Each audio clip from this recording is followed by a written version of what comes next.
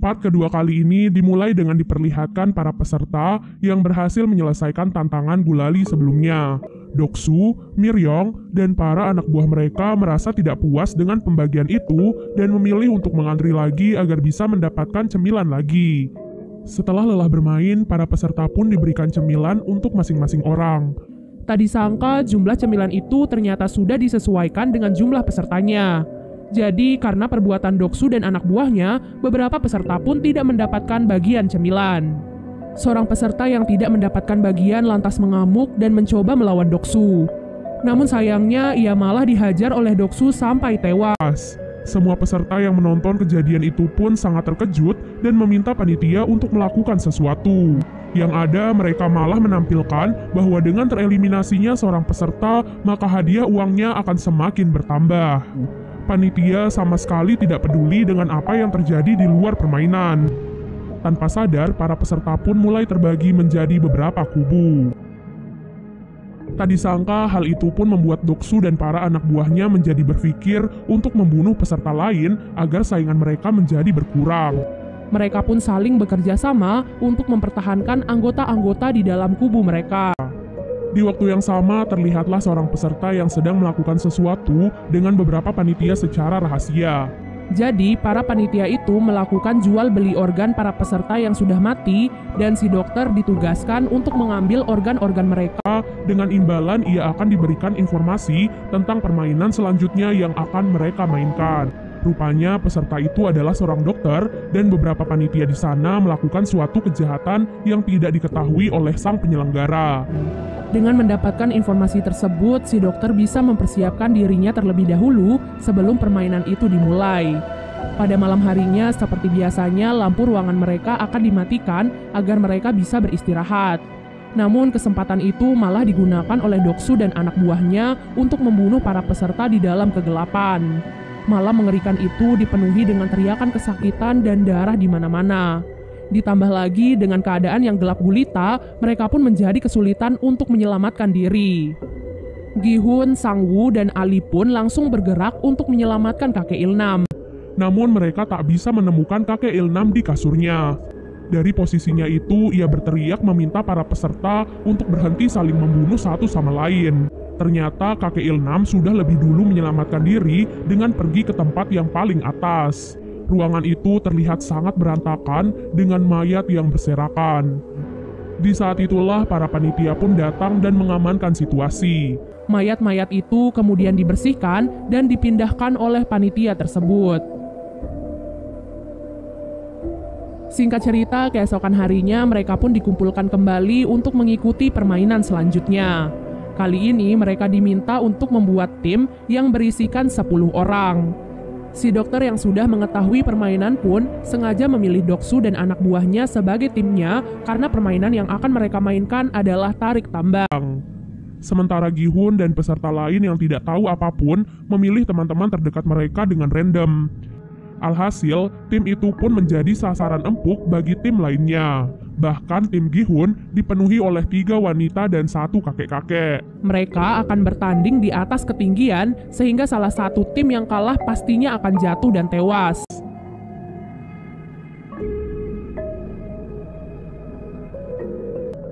Tarik tambang yang akan mereka mainkan bukanlah tarik tambang biasanya.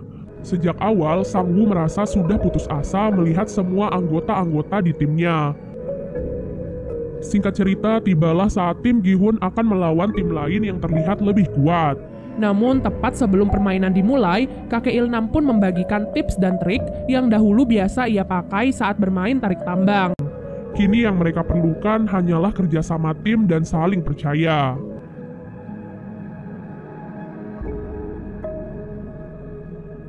Pada awalnya, trik kakek Ilnam pun berhasil mereka lakukan, namun sayangnya karena pihak lawan sangatlah kuat, mereka pun tetap saja tak bisa mengalahkannya. Sampai di detik-detik terakhir, Sang-woo pun memimpin para anggota tim untuk melakukan langkah berani. Ia menyuruh mereka semua untuk maju 3 langkah. Hal itu dilakukan agar tim lawan otomatis terjatuh. Meskipun pada awalnya mereka sempat ragu, namun pada akhirnya berkat hal itu mereka pun dapat membalikan keadaan dan akhirnya dapat memenangkan permainan tersebut. Di akhir permainan, dari 80 peserta, kini tersisalah 40 peserta yang masih bertahan. Setelah permainan usai, seperti biasa, si dokter akan dipanggil untuk melakukan operasi pengambilan organ. Saat itu, Junho yang masih menyamar diminta oleh seorang panitia untuk ikut melakukan pengiriman organ. Di sanalah Junho melihat apa yang dilakukan oleh si dokter dan para panitia itu. Mereka mengambil organ-organ penting dari mayat peserta yang sudah tereliminasi. Organ-organ itu nantinya akan dijual agar mereka bisa mendapatkan uang. Setelah menyelesaikan tugasnya, dokter itu pun meminta imbalannya pada para panitia. Namun para panitia itu mengaku belum mengetahui apa permainan selanjutnya. Hal itu tentu saja membuat si dokter pun sangat marah. Karena jika malam ini ia tidak mendapatkan info apapun, maka Doksu pasti akan langsung membunuhnya. Dengan pisau operasinya, ia pun langsung membunuh seorang panitia dengan brutal. Setelah itu, ia pun keluar dan kabur dari ruangan labirin tersebut dan dikejar oleh seorang panitia. Sampai akhirnya mereka pun tiba di ruangan permainan sebelumnya. Di sana si panitia mencoba menenangkan si dokter karena ia tak ingin frontman atau si penyelenggara mengetahui rahasia mereka. Namun sayangnya keributan itu pun langsung diketahui oleh frontman. Tak ingin membuang waktu, ia pun langsung membunuh si panitia itu dan juga si dokter. Frontman sebenarnya tidak peduli dengan kejahatan yang mereka lakukan di belakangnya. Namun dalam permainan itu, ia sangat menjunjung tinggi kesetaraan. Ia tak ingin ada peserta yang diperlakukan spesial di sana. Ia percaya bahwa setiap orang berhak mendapatkan kesempatan terakhir untuk mempertahankan hidup mereka dengan adil. Di waktu yang sama, Junho dan seorang panitia menyusup lewat pintu rahasia. Keduanya ditugaskan untuk mengirim organ-organ sebelumnya kepada para pembeli. Tak disangka setelah melewati jalan rahasia itu, panitia itu pun menodongkan pisau ke arah Junho. Ternyata ia selama ini sudah curiga pada Junho karena sudah bersikap aneh. Untuk melindungi dirinya, Junho pun mengeluarkan pistolnya. Dengan pistol itu, ia pun membunuh panitia itu dan menyusup masuk ke dalam ruangan frontman. Sementara itu, frontman dan para panitia pun melihat mayat panitia lain yang tertembak. Dari peluru di kepalanya, frontman yakin bahwa peluru itu adalah peluru dari pistol polisi. Alhasil, ia pun segera mengerahkan semua panitia untuk mencari penyusup tersebut. Sementara itu, Junho yang menyusup ke dalam ruangan frontman mencoba untuk mencari tahu informasi tentang kakaknya. Dari puluhan berkas-berkas di sana, ia pun menemukan fakta bahwa kakaknya memang pernah menjadi peserta dalam permainan tersebut. Mereka secara resmi meminta maaf, sekaligus mengingatkan bahwa hal itu akan terjadi pada mereka jika mereka berbuat curang. Dalam perjalanan menuju ke ruangan permainan, mereka pun diperlihatkan mayat si dokter dan mayat panitia-panitia yang lain. Pada permainan kali ini, mereka diminta untuk berpasangan 2 orang. Karena jumlah peserta saat ini 39, itu artinya akan ada 1 orang yang tidak memiliki pasangan.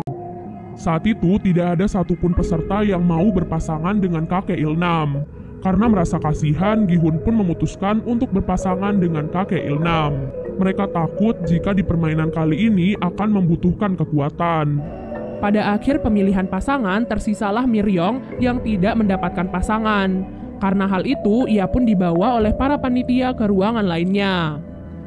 Di ruangan permainan, masing-masing peserta diberikan 1 kantong yang berisi 10 kelereng. Dalam waktu 30 menit, peserta yang mendapatkan 20 kelereng di akhir permainan akan dinyatakan menang. Itu artinya mereka harus bersaing melawan pasangan mereka sendiri.